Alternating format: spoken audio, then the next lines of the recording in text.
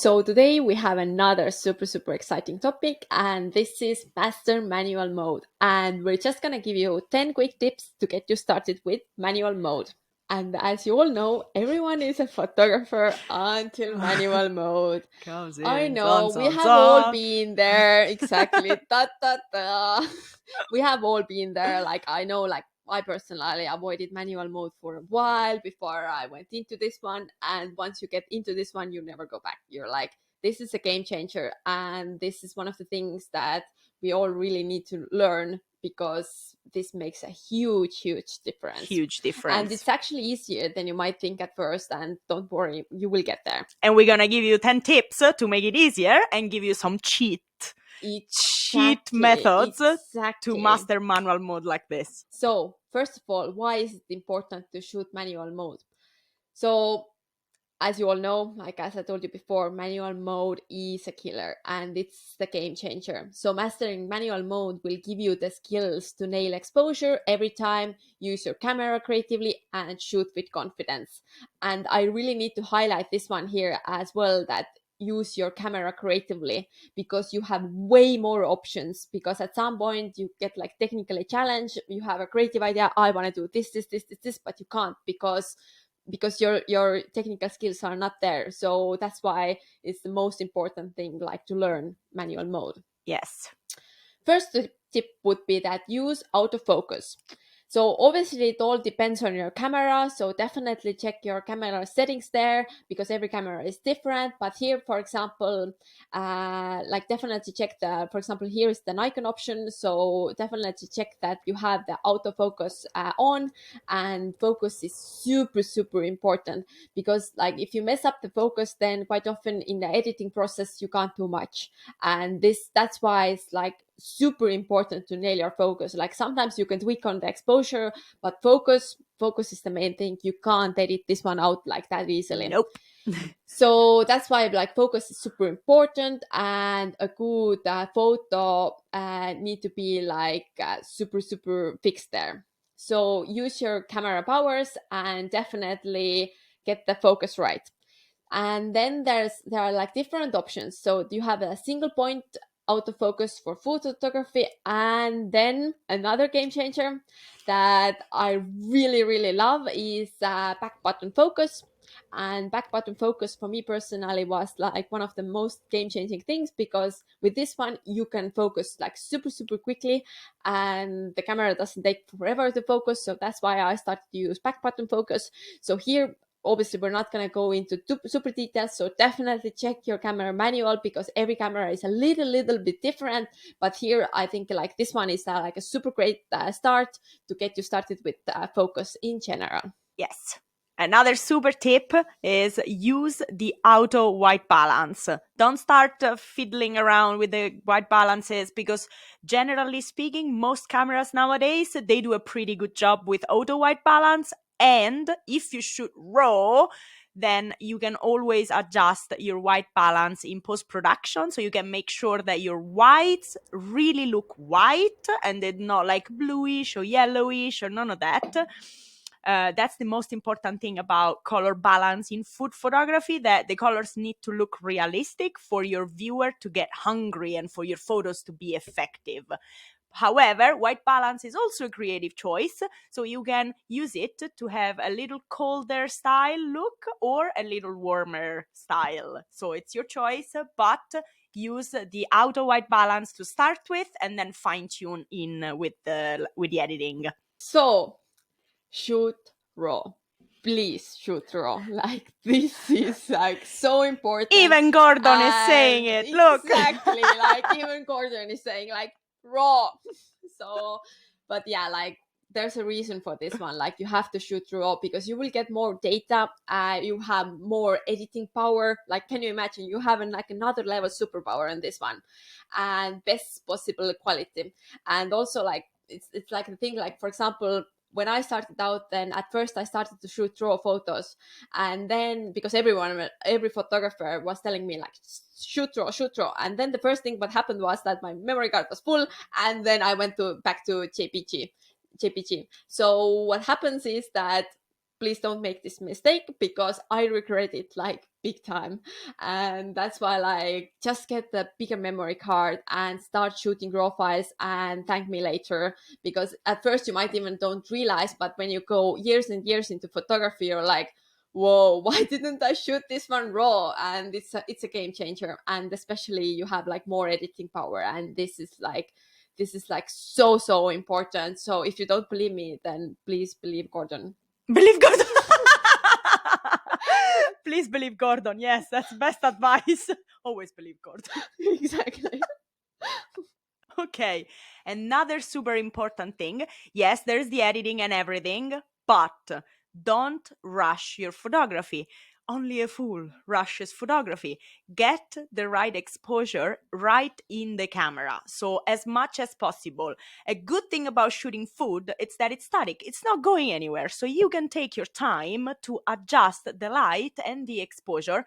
And in the next tips, we're going to tell you how. So keep adjusting your settings until you get the exposure as right as possible in camera. And avoid at all costs thinking, oh, that's fine, I'll fix that in post. No. The moment you think that, think again and do, actually, you know what? No, I'm going to take 5 extra minutes and I'm going to try and fix it in camera. It's always, always, always the best option. Exactly. And for manual mode, start using light meter, because light meter for me personally was one of the first things that I understood when I started to understand like manual mode in general. Because with manual mode, like, always check your light meter, like even if you look through the viewfinder, you look your screen or wherever you find that, because there are like different cameras have different viewfinder places. So my camera has 3 places where's the light meter. So definitely get used to that and check your manual again. Sorry to repeat this one, but this is important. And then here what you can understand is like, is it on the right or on the left? So is it underexposed or is it overexposed? Or when it's close to the 0, then it's usually correctly exposed.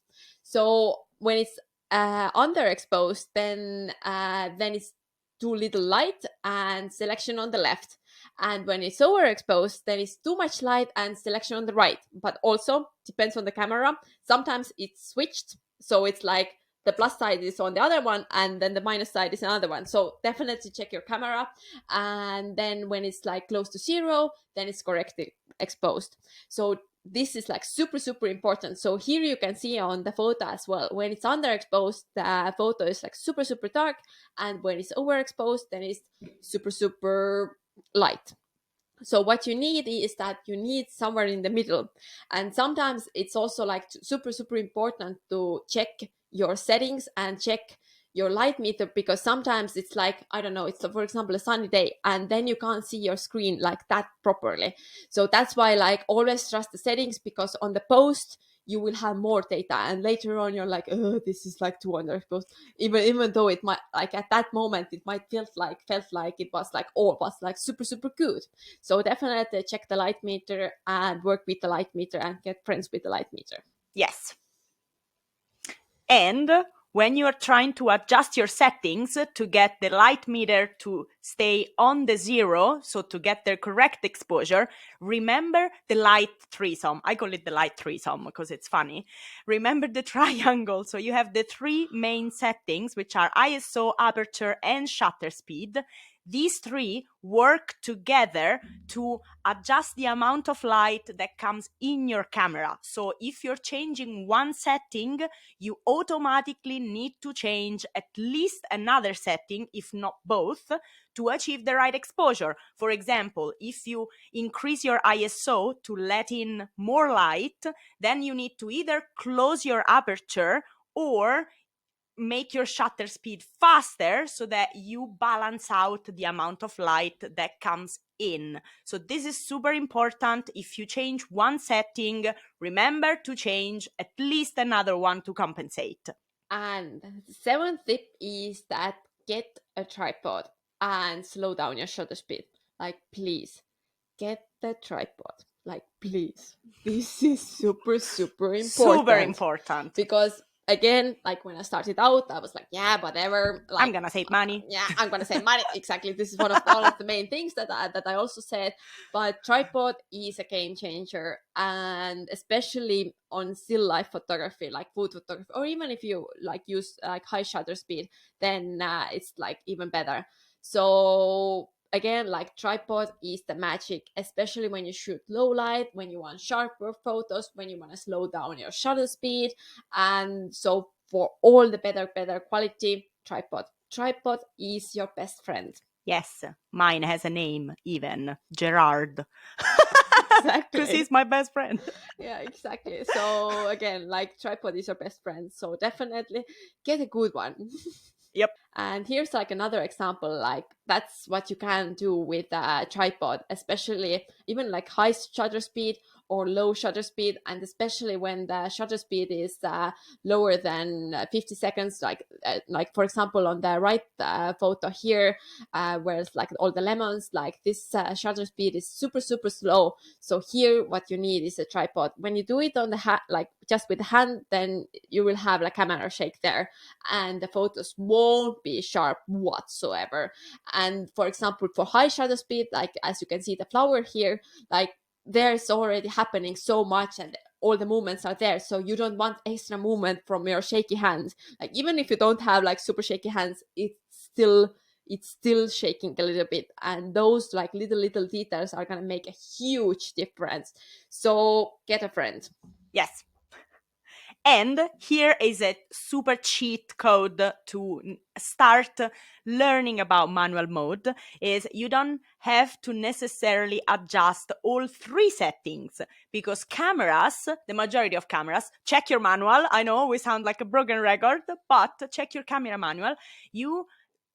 We recommend you start shooting in aperture priority mode. What does it mean? It means that you only have to take care of your aperture and your ISO, and the camera will set the shutter speed for you. So you don't have to worry about three things. You only have to worry about two things. And that's why it's important to get a tripod, because if you let your camera set the shutter speed, you're on a tripod, so you don't have to worry about camera shake, which means your photos are always going to be sharp. So if you want to cheat the manual mode, shoot in aperture priority, set the aperture that you want for your story, and then put the ISO to the lowest possible setting, so like 100, and then the camera will set the shutter for the correct exposure. So super cheat. Start with this and then learn the more advanced manual mode techniques. Exactly. It's just for you to get started, and because otherwise you have to change all the settings like all at once. So this one is just like for you to start out before you turn to the M mode, like before you go full on manual. So this is just the starter here. Yes. So the ninth tip is blur the background. Oh la la. So this Fancy. is something super like exciting, because I remember when I started to blur my backgrounds, I was like, finally I can do it. So with these ones, obviously you can make your subject pop. You want to focus on the glass, for example, here, and you don't want too much clutter on background, so you focus on the glass, you make sure that the glass is popping. And then with this one, it's like it just makes the huge difference. And use a wide aperture to blur the background. So here it's super easy to get confused. By wide aperture I mean f2.8. No, I don't mean like f11, I mean f2.8. And small f number means wide aperture. So I know at first it might sound super confusing, but you will get there, because it is what it is. Yes. So for example, when it's like f2.8, f2.8 is wider than f5. Again, this might sound confusing, but it's like because of the shutter is opening or closing. So okay. So if you want to more blur the background, more blurry, then you use a wide aperture, which means a small number. So small number, wide aperture, more blurry the background. Big number, small aperture, the background is sharper. So try and remember this as a mantra, like big number, big number, small aperture. Small number, big aperture. And then you will get into the gist of it and it'll be easier and easier and easier. Or you can go like this, that blurry background, f1.8, f2.8. Like everything is sharp, f8. F8. Yeah, that makes sense. So here's like another example. So a shallow depth of field makes your subjects stand out and it can create that dreamy look. So here you can see it like the dreaminess. Like for example, in the middle you have like the ice cream, and on the background there's the London, the classic examples there. And because like if everything would be sharp, then you will get like the focus away from the food. But obviously here you want to focus on the food. So what you need is f2.8. So the aperture is 2.8, 2.8, or f like 4. Like on the 4 you can see like everything is more like a little bit sharp, because I think like if this cake would have been like f2.8, then it would be like a little bit too blurry. So it made sense like to go for the aperture 4. Yes! Correct. So we mentioned before already that if you're shooting on a tripod, another great thing about shooting on a tripod is that you can use low ISO. Why is it important to use low ISO? Because if you use high ISO, then you get grain in your image and you don't have the best quality. So use a tripod so that you can lower your ISO, and the best ISO you can use, it's 100. 100 is the top. So always strive to shoot your photos at ISO 100, and then you get grain-free images and you get the best possible quality. Quick recap.